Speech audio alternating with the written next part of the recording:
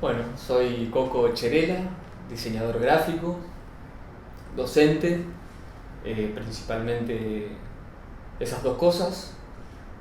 Últimamente pensando un poco cómo definir las cosas que hago, a veces me siento más como un militante social desde lo que sé hacer, que es decir cosas con imágenes.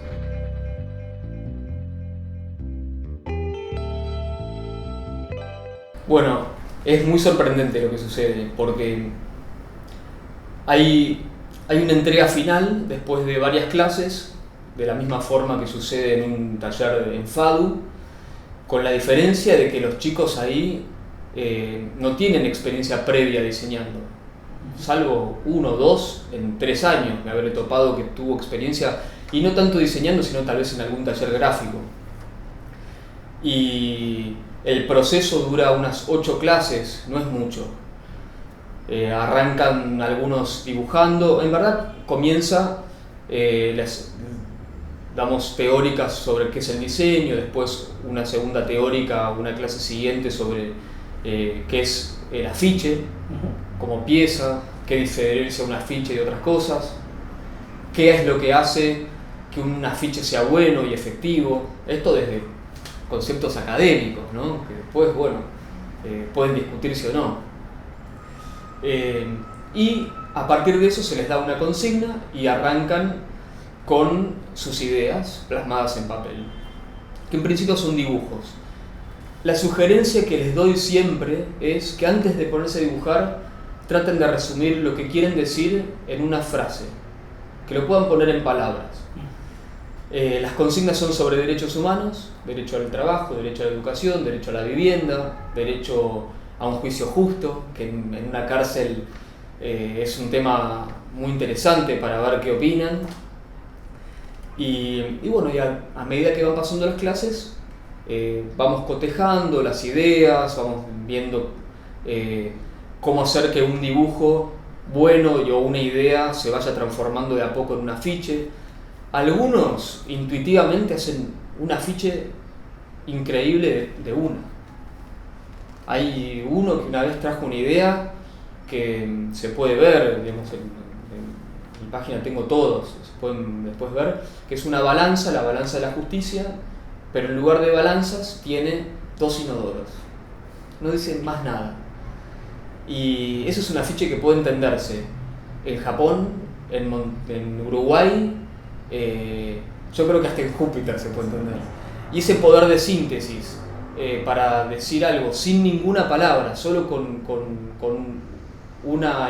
símbolos, con una alegoría que es la balanza y bueno, y intervenirla con los inodoros, dice todo. Es su visión muy crítica y muy aguda sobre lo que él opina de la justicia. Y esa persona es Sergio, es un tipo de unos 50 años, por ahí un poco menos, que me dijo: yo voy al taller porque mi hijo estudia diseño gráfico y quiero saber qué es eso del diseño gráfico. Y lo primero que tiró fue eso. Fue increíble. Entonces uno cree que va a enseñar y muchas veces te terminas dando cuenta que ahí hay maestros que ni saben que lo son. Lo que intentamos hacer es siempre tratar de detectar una semilla de algo que quieran decir. Otra de las pautas que les insisto mucho es que de esas consignas elijan la que más les toque profundamente en lo personal. Porque siempre es mucho más probable poder decir algo auténtico cuando te toca de cerca que cuando no. Claro. Entonces, si una persona dice, bueno, vos trabajás sobre el derecho a la salud, pero por esa persona lo que más le afecta es que nunca tuvo un techo. Entonces, bueno, listo, hacé algo sobre esto y ¿qué querés decir vos sobre eso? Decímelo en una oración. Después que esté en una oración, dibujala y vamos viendo. Esa es como la metodología. No solemos hablar de figuras retóricas. Hubo alguna clase al respecto, pero yo trato de mantener todo lo más libre posible de influencia académica. Porque creo que la riqueza más profunda que tiene ese espacio es la autenticidad. Nosotros los diseñadores gráficos formados en academia estamos muy acostumbrados nos formaron para decir las cosas, decir mensajes de otros. Así estamos formados, vender el producto de otro, decir el mensaje que quiere decir tal persona que siempre es un cliente. Claro. Bueno, ahí es qué pasa cuando uno tiene algo para decir. Y ellos tienen mucho para decir, eso me di cuenta enseguida, porque las paredes están llenas de gráfica y de expresión gráfica. Entonces, bueno, la idea es como tirar de esa soga, de ese hilito, tirar de esa punta de ovillo y ver que aparece y ir guiando para que se convierta en un afiche y no en un dibujo. Claro. Aunque también a veces sorprenden esos dibujos. Tratamos de todo el tiempo estar cotejando entre todos, o sea, termina la clase, bueno, como si fuera la colgada y la corrección, y con los conceptos que fuimos bajando, bueno, ¿qué les parece tal? ¿Cuál les parece el más llamativo? ¿Cuál les parece que tiene que de lejos se puede entender o intuir el mensaje? ¿Cuál creen que tiene más impacto? Entonces vamos contejando entre todos. Claro. Yo, bueno,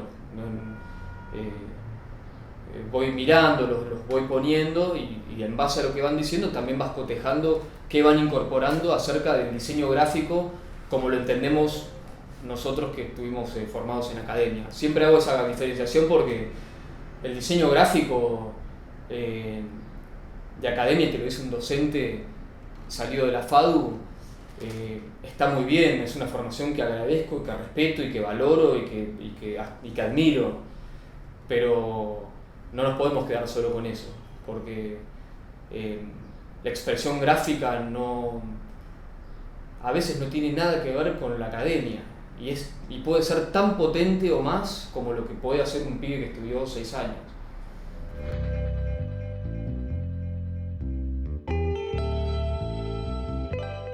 Bueno, un alumno en FADU llega a su casa, tiene internet, tiene compañeros que están envueltos en diseño, tiene tipografías, si no las tiene, googlea, se las baja, referencias, estudia historia, de historia 1, historia 2. Estos pibes no tienen todas esas referencias, no tienen internet. Entonces, eso que en principio es una limitación, naturalmente resulta en la exploración de recursos inimaginables, por lo menos para mí, antes de hacer el taller. De golpe, nosotros estamos todo el tiempo influidos por lo que vemos, por lo que estudiamos, y ellos no. Pero porque aparte, literalmente están encerrados y confinados entre 4 paredes. Y a eso sumale que no tienen internet. Y algunos no salen hace 10 años o más.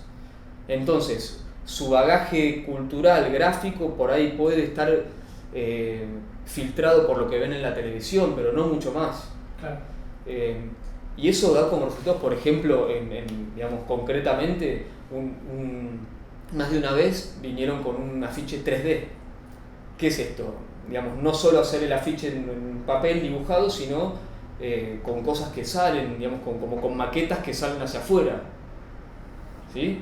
Entonces, hay una limitación que ya no la tienen ni como preconcepto, decir, bueno, no, pero esto cómo lo puedo reproducir después en una máquina offset. No existe esa limitación. Ellos quieren decir algo en un formato A3, poner en este formato vertical, y ahí tienen libertad total. Y esa paradoja es hermosa, porque son pibes que de golpe tienden para decir lo que quieren y como quieren. Es increíble. Y vos, yo, perdona, aprendo enormemente, aprendo mucho de lo que pasa ahí. El último taller, uno hizo un afiche calado. La temática del afiche era por los 30 años del centro universitario. Entonces él hizo un muro que dice CUD, o sea, las siglas CUD, Centro Universitario de Devoto, y cada una de esas letras está calada. Entonces es el muro y a través del CUT podés ver hacia afuera. La salida de ese muro es el propio centro universitario. O sea, su trabajo retórico visual fue la intervención misma del soporte. Atravesar el muro, literalmente. Y es increíble, te caes de culo.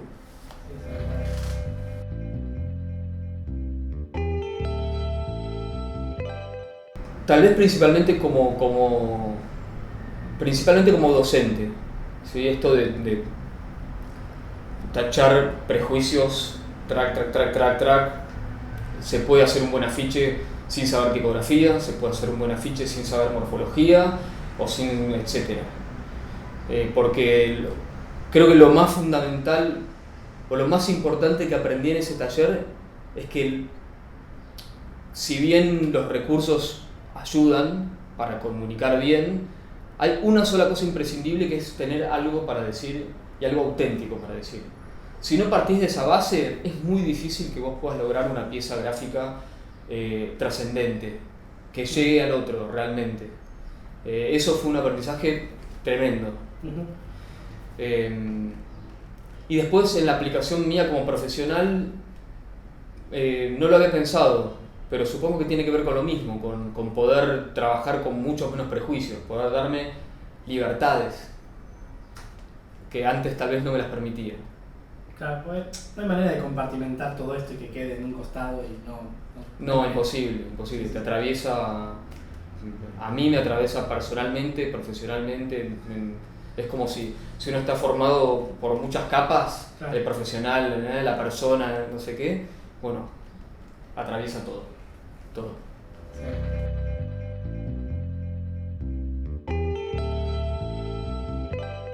Sí. A mí lo que me lleva a la cárcel tiene que ver con algo por ahí ya previo, que es con empatizar con la vulnerabilidad. Para mí los pibes en la cárcel son mis alumnos, todo lo que quieras, pero principalmente son mis hermanos. Pero no me quiero poner en evangelista, pero realmente lo siento así. Me parece que lo que diferencia al pibe que está ahí preso a la mayoría y a mí es simplemente las oportunidades que tuvimos. Entonces yo empatizo mucho con eso. De la misma manera que si yo tengo que hacer un afiche sobre derecho a la educación, mi empatía tiene que ver con empezar a investigar el tema y de golpe ver que yo, mi afiche sobre derecho a la educación, que fue el primero que hice, tiene que ver con la relación que tiene el analfabetismo y el trabajo infantil. Eso tiene que ver con investigar, con ver, pero principalmente con tener sentir empatía por eso. Hay muchos concursos internacionales de diseño de afiches sobre temas sociales. En algunos fui jurado y yo me doy cuenta enseguida cuál es el que se quiere lucir y quiere poner ahí su cosa de ego personal y cuál realmente tiene algo para decir sobre el tema. Tengo un ejercicio hecho sobre eso de ver, no te exagero, más de 9.000 afiches. Y el ego del diseñador está, yo lo tengo, todos lo tenemos. Ahora el tema es en qué lugar lo pones. Y ahí en Devoto lo que yo veo en los chicos, yo le digo mis chicos, que algunos tienen 60 años, pero bueno, son mis chicos, yo veo colegas con menos experiencia y menos información, si querés. Pero ahí sí que tenés pibes que tienen algo para decir auténtico, que nadie les va a pagar por el afiche, ni mucho menos. Si están ahí es porque tienen ganas, porque si no se quedan en el pabellón leyendo, mirando la tele o haciendo X. Están ahí porque tienen el deseo de salir adelante, la gran mayoría de ellos. Entonces cuando se ponen a hacer un afiche, y están ahí y atienden y vienen y tienen el compromiso de bajar al pabellón y estar. Yo lo que tengo enfrente mío son colegas con los cuales comparto lo que sé. Y ellos me devuelven también lo que saben. Y saben mucho más de lo que mis prejuicios en un inicio podían hacerme imaginar.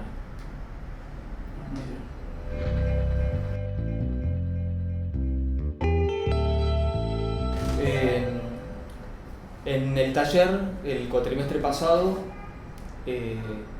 apareció en una clase, como cualquiera, un chico nuevo, un pibe nuevo. Creo que ni siquiera estaba anotado, pero bueno, apareció, se paró, miró, y un flaco que en apariencia un adulto, grande, fornido, pero perdido. O sea, viste cuando ves la cara de alguien que está perdido, miraba, y bueno, entonces le explicamos de qué iba el taller, que era hacer afiches, hacer un diseño sobre... Y bueno, como una de las primeras cosas que les digo es, bueno, primero escribí en una oración qué es lo que vos querés decir acerca de estos temas que son la consigna. Y bueno, y me encontré con la sorpresa que por segunda vez me pasó, que me dijo que no sabía escribir. Un pibe casi de 30 años. Y bueno, le costó un montón concentrarse, un pibe de la Villa 31, que tuvo problemas con el Paco, bueno, está ahí preso porque afanó. Me contó de la familia, del barrio, de la madre, de una vez que robó y cuando después de su mambo del Paco volvió en sí, del llanto, de la culpa de haberlo hecho. Y bueno, nada, un alumno más, pero no. Y bueno, estaba terminando el taller y la verdad que él no había avanzado mucho, porque venía un ratito, después se iba, medio que, ¿no? ¿Viste?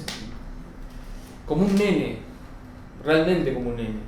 Y bueno, estaba terminando el taller, faltaba una clase, ya todos sus compañeros habían terminado la ficha y él venía, entraba, hacía 2 trazos y se iba. Y le dije, mira, Gustavo, si vos no terminás tu afiche, no puedo considerar que terminaste el taller. Después que termine el taller, nosotros les entregamos un diploma de asistencia. Yo no te lo voy a dar si vos no terminás tu afiche, porque no es justo para con tus compañeros. Como un nene. Pero yo no se la podía dejar pasar, pero porque, no sé, me parecía que no estaba bien. Que capaz que le dejaron pasar, o sea, sí.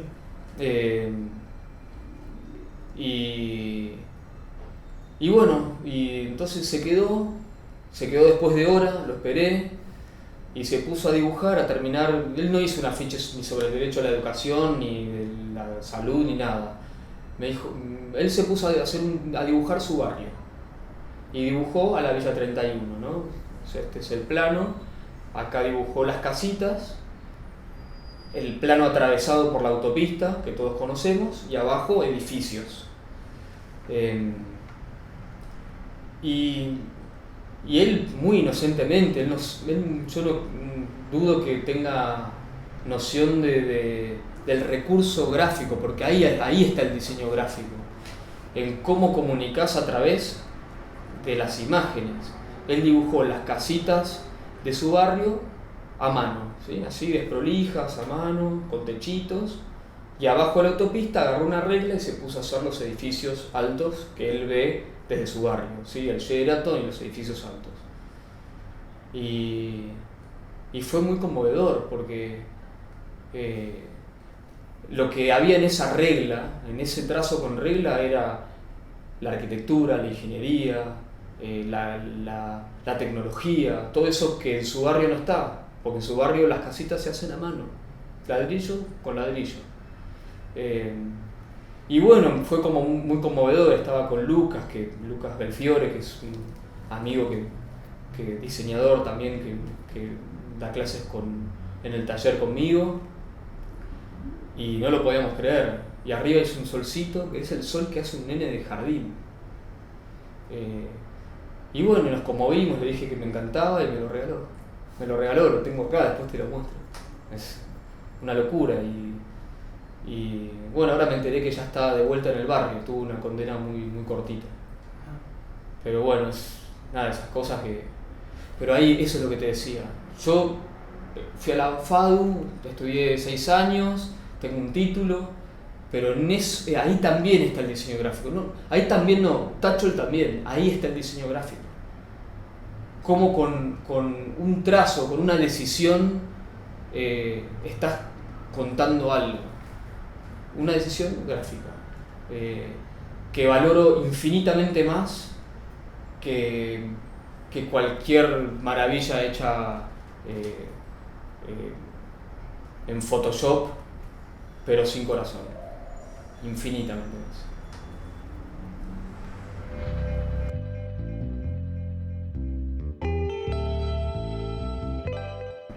Me parece, la educación me parece necesaria. Creo que amplía el horizonte de cualquiera que la encare en lo que sea, diseño, medicina, lo que sea. Me parece, y esto lo aprendí con otras experiencias después de haberme recibido, que considerar que la educación académica es lo máximo es una idea muy limitada. Sin duda aprendí